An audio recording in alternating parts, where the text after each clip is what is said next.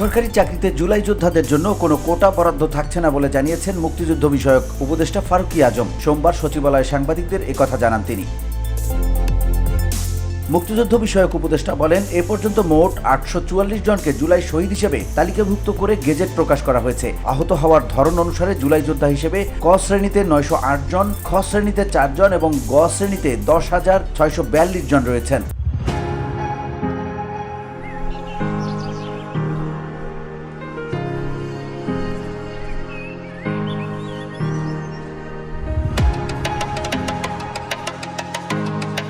উপদেষ্টা বলেন, 2024-25 অর্থ বছরে 772টি শহীদ পরিবারের মোট 77 কোটি 20 লাখ টাকার সঞ্চয়পত্র দেওয়া হয়েছে। প্রত্যেক শহীদ পরিবারকে 10 লাখ টাকা করে সঞ্চয়পত্র দেওয়া হয়েছে। এছাড়া শহীদ পরিবারের এককালীন অনুদানের অবশিষ্ট 20 লাখ টাকার সঞ্চয়পত্র চলতি অর্থ বছরে দেওয়া হবে। জুলাই যোদ্ধাদের এ পর্যন্ত 202 কোটি 56 লাখ টাকা দেওয়া হয়েছে।